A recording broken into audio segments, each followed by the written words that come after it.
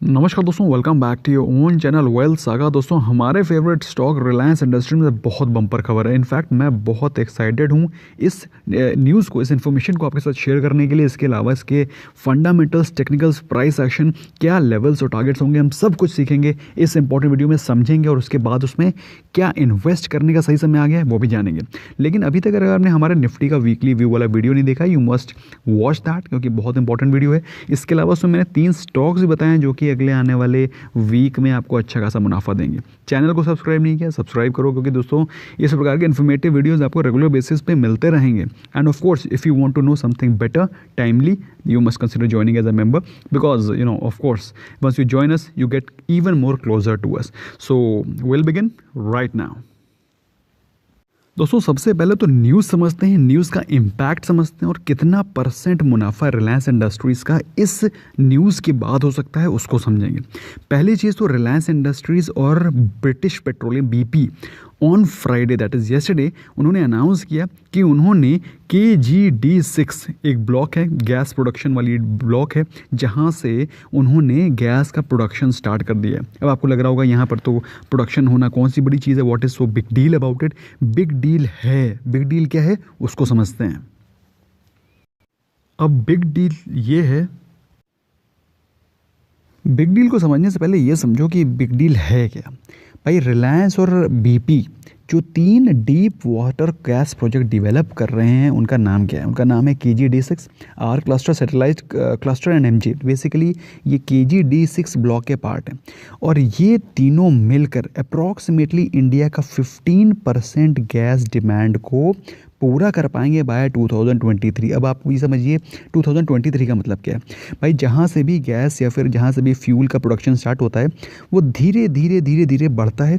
एक समय आता है जब वो पीक करता है और उसके बाद धीरे धीरे जब ऑफकोर्स उससे क्वांटिटी ख़त्म हो जाएगी, जब उससे पूरी गैस निकल जाएगी या फिर उससे जो पूरे पेट्रोल प्रोडक्ट्स निकल जाएंगे, वो उसका प्रोडक्शन धीरे धीरे डाउन हो जाएगा। तो उसका जो पीक है वो पहुंचेगा 2023 में। अभी क्या चल रहा है? अभी चल रहा है 2020। मतलब क्या है इसका? मतलब ये है कि इसका गैस प्रोडक्शन जिस प्रकार से बढ़ेगा उस प्रकार से रिलायंस की प्रॉफिटेबिलिटी भी आने वाले समय में बढ़ेगी। So this is the reason why I am saying Reliance की स्टॉक में रॉकेट लगने वाला है।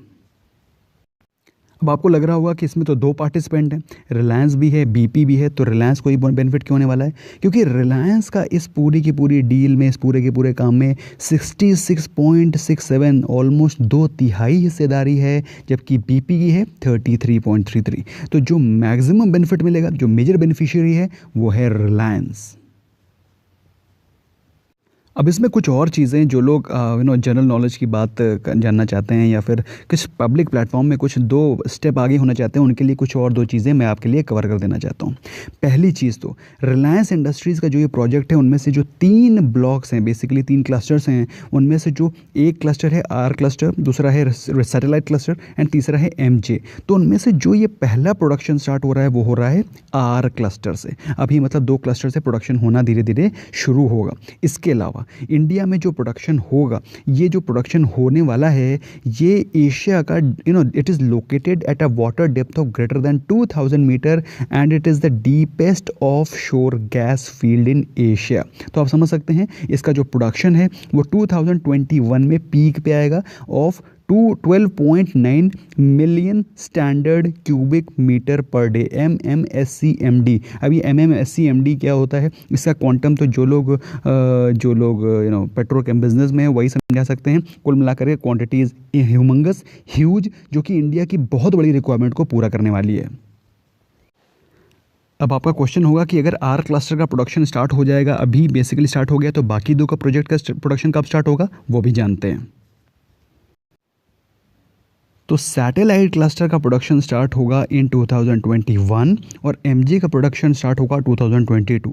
तो जो पीक पहुंचेगी वो अप्रॉक्सीमेटली 2023 तक पहुंचेगी और जब वहां पे प्रोडक्शन स्टार्ट होगा तो इंडिया की जो डोमेस्टिक रिक्वायरमेंट है, डोमेस्टिक प्रोडक्शन है, उसका 25% इससे होगा। 25%, एक चौथाई जो बिज़नेस है, इंडिया की रिक्वायरमेंट है, उसको पूरा कर पाएगा रिलायंस इंडस्ट्रीज़ का ये वेंचर। तो आप समझ सकते हैं इस समय इंडिया की जो रिक्वायरमेंट है उसके साथ जो भी कंपनी अलाइन करेगी, चाहे वो जियो हो, चाहे वो जियो नेट हो, चाहे वो जो भी रिक्वायरमेंट हो, चाहे वो इंडिया की रिटेल इंडस्ट्री हो, जो भी इंडिया की रिक्वायरमेंट के साथ अलाइन करेगा अपनी कंपनी को, अपने अपने बिजनेस के एम को, फ्यूचर को, फंडामेंटल्स को, वो कंपनी ही ग्रो करेगी और उसमें रिलायंस इंडस्ट्रीज़ टाइमली पाई जाती है।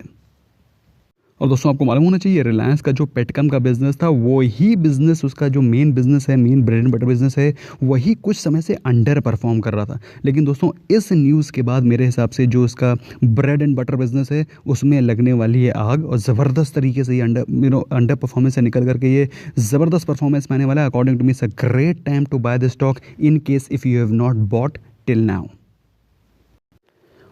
इसको खरीदने के रीज़न और भी बहुत सारे हैं। पहली चीज़ तो इंडिया का सबसे बड़ा स्टॉक है, सबसे बड़ी लिस्टेड कंपनी है, 12 लाख करोड़ से ज़्यादा की मार्केट कैप है, ज़बरदस्त। आप देखिए इंडस्ट्री की पी है 38, आपको 45 की पी पे मिल रहा है, मतलब कोई ज़्यादा महंगे वैल्यूएशन पे नहीं मिल रहा है। अगर बात करें कंसोलिडेटेड लेवल पे, तो कंसोलिडेटेड लेवल पे तो इंडस्ट्री की पी से सस्ते ही वैल्यूएशन पे मिल रहा है। ठीक ठाक डिविडेंड यील्ड है, ऑल्दो 1% के डिविडेंड यील्ड से कम को मैं ज़्यादा अच्छा नहीं मानता हूँ, लेकिन ये वो स्टॉक है जिसने कि इन्वेस्टर्स को बहुत बम्पर पैसा बना के दिया है। कितना बना के दिया है वो भी दिखाऊंगा। फिलहाल अभी अगर बात करें इसके एंटरप्राइज वैल्यू की, तो इसकी enterprise value is far more than market cap. तो आप समझ सकते हैं कंपनी के ब्रांड में, कंपनी की फंडामेंटल्स में दम है। अब इस कंपनी में जो एक प्रॉब्लम था, जो कि धीरे धीरे अंबानी साहब ने रिकवर करके इसको ओवरकम करने की कोशिश करी है, वो है कंपनी का बढ़ा हुआ डेट, जो कि करीब था 2,62,000 करोड़ के आसपास, जो कि धीरे धीरे उन्होंने रिड्यूस करने के लिए काफ़ी सारे अपने स्टेक सेल किया है, काफ़ी सारे पार्टनरशिप किए हैं, जिसके चलते उनका ये डेट धीरे धीरे कम हो गया। Company is now net debt free, मतलब कंपनी के पास इतना एडिक्वेट कैश हो गया है जिससे कि वो पूरा का पूरा कंपनी डेट फ्री हो सकती है। लेकिन ऑफकोर्स आपको मालूम है कंपनी के एक्सपेंशन प्लान भी होते हैं, जिसके चलते वो पूरा का पूरा जो कैश उन्होंने रेज किया है वो डेट में नहीं वेस्ट कर सकते हैं। So that is the reason why company is now presently net debt free. Oil and petchem business company का मेन ऑपरेटिंग रेवेन्यू जहाँ से जनरेट होता है वो अंडर परफॉर्म कर रहा था, जिसके चलते उसकी सेल्स ग्रोथ, उसकी आरओसी, आरओई सारी की सारी इफेक्टेड हो गई थी दोस्तों। प्रॉफिटेबिलिटी भी काफ़ी इफेक्टेड हो गई थी। But after this news and after this venture, according to me Reliance is going to gain immensely. अब बात करते हैं थोड़ा प्राइस एक्शन पे, वैल्यूएशन पे। दोस्तों अभी पिछले एक महीने से स्टॉक में बिल्कुल भी कोई जंप नहीं आया है। एक महीने में स्टॉक वहीं पर ट्रेड कर रहा है जहां पर वो एक महीने पहले ट्रेड कर रहा था। So it is almost trading at the very same range. अगर आप आज ये स्टॉक खरीदते हो, मतलब मंडे को खरीदते हो, तो आप ये समझ लीजिए कि आपने एक महीने पहले स्टॉक ये खरीदा था। एक महीने पहले से के वैल्यूएशन पे, एक महीने पहले के प्राइस पे आपको आज भी ये स्टॉक मिल रहा है। जबकि सेक्टर भाग चुका है, सेंसेक्स 6% भाग चुका है। बात करें एक साल के परफॉर्मेंस की, स्टॉक ने 26% के रिटर्न दिए विद इन 1 ईयर। कहाँ एफडी के 5% के रिटर्न, कहाँ स्टॉक के 26% के safe return. Blue chip company है। लेकिन अगर बात करो कि 3 साल की, 3 years, the company has been a multi bagger, पैसे को डबल कर दिया है इन 3 ईयर्स। इसे कहते हैं ब्लू चिप कंपनी, जिसमें कि आपको आंख बंद करके इन्वेस्टमेंट करने में कोई टेंशन नहीं होगी। अगर बात करें कंपनी के प्राइस एक्शन पे क्या चल रहा है उसको देखते हैं। तो दोस्तों अगर कंपनी का प्राइस, अभी जो प्राइस चार्ट है उसको अगर आप देखेंगे तो यू विल फाइंड कि कंपनी का जो स्टॉक है, रिलायंस का जो स्टॉक है, वो प्रेजेंटली काफ़ी दिनों से एक ही प्राइस रेंज के आसपास कंसोलिडेट कर रहा है, और वो प्राइस रेंज है 2000 के आसपास। ये स्टॉक काफ़ी दिनों से कंसोलिडेट कर रहा है। अब क्या लेना है कि नहीं लेना उसको समझने से पहले, ये जो पर्पल वाली लाइन दिखाई पड़ रही है, ये है 20 day exponential moving average.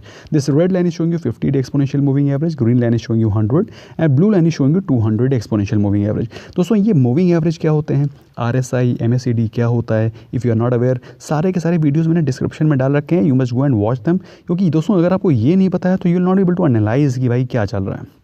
Okay तो दोस्तों स्टॉक प्रेजेंटली जो ट्रेड कर रहा है वो कर रहा है 2000 रुपये के आसपास। स्टॉक की जो वैल्यूएशन है, जो किसने पीक अचीव किया था, वो था करीब 2300 रुपये के आसपास। 2300 रुपये का स्टॉक अभी आपको 2000 रुपये पे के वैल्यूएशन पे मिल रहा है। मेरे हिसाब से अच्छे खासे डिस्काउंट पे मिल रहा है, कोई आप 52 वीक हाई पे नहीं ले रहे हो। नंबर 2, RSI को देखेंगे तो RSI आपको स्ट्रेंथ दिखा रही है, RSI is getting stronger, RSI is becoming even more stronger day by day, जिससे कि बता रहा है स्टॉक में स्ट्रेंथ आ रही है। अगर आप यहाँ पर इसको बाय करते हैं मेरे हिसाब से नॉट अ बैड बाय। अगर आप बात करें MACD की, तो MACD भी बात आपको बाय सिग्नल नहीं बल्कि एक न्यूट्रल सिग्नल दे रहा है, यहाँ से आप फ्रेश बाइंग को एक्यूमुलेट कर सकते हैं। According to me this stock is presently trading at a very nice price to accumulate for the long term. मेरे हिसाब से अगर स्टॉक यहाँ से ब्रेकआउट देता है तो सीधे 2200 के लेवल के आसपास जाने की क्षमता रखता है। लेना है नहीं लेना है, डेफिनेटली सोचिए, स्टडी करिए, अपने फाइनेंशियल एडवाइजर से एडवाइस लेने के बाद इन्वेस्ट करें। पिछले ट्रेडिंग सेशन में स्टॉक में ऑलमोस्ट फ्लैट ट्रेड हुआ था, थोड़ा सा पॉजिटिव, लेकिन अगर आप एक चीज़ नोटिस करेंगे, जो स्टॉक में डिलीवरी हुई दैट वाज ऑलमोस्ट 40%, मतलब 40% इन्वेस्टर्स इस स्टॉक को वापस अपने घर पे लेकर के गए हैं। This clearly demonstrates that the stock was in demand. और अगर आप लेना चाहते हैं, मेरे हिसाब से 2000 रुपये रिलायंस इंडस्ट्रीज़ की जैसी कंपनी जिसके इतने सारे एग्रेसिव प्लान्स हैं, मल्टीफोल्ड बिजनेसेस हैं, according to me it deserves this kind of price, जिस प्राइस पे वो प्रेजेंटली ट्रेड कर रहा है। और मेरे हिसाब से बिल्कुल ही रीजनेबल प्राइस है। If you are wanted to invest for long term you must go ahead. और बाकी अगर इन्वेस्टमेंट के बारे में सही और डिटेल जानकारी लेनी है तो फाइनेंशियल एडवाइजर से डेफिनेटली पूछ लीजिएगा। अकॉर्डिंग टू मी जो मुझे दिख रहा है, as per my wisdom, Reliance Industries presently trading at a very fine price. और जो ये न्यूज़ है, according to me for long term this इस कंपनी का पूरा रेवेन्यू का जो स्ट्रक्चर है वो ही चेंज होने वाला है अगले 3 सालों के अंदर। So that's all from my side. I hope आपको ये वीडियो पसंद आया होगा। इन केस अगर कोई क्वेश्चन क्वेरी रह गए हैं, let me know in the comment section. और आपको क्या लगता है, रिलायंस इंडस्ट्रीज़ को हमें लेना चाहिए, इस प्राइस पे लेना चाहिए या फिर नहीं लेना चाहिए? और let me know your opinion in the comment section, it values a lot. दोस्तों मुझे आपके कॉमेंट्स पढ़ने में बहुत मज़ा आता है, स्पेशली काफ़ी सारे कॉमेंट्स तो बहुत सारे वैल्यू जनरेटिंग और काफ़ी सारे इन्फॉर्मेशन प्रोवाइड करने वाले होते हैं। So do let me know your opinion on this deal and your opinion on Reliance Industries. Thank you so much for giving your precious time. I hope you learned something new. Bye bye for now.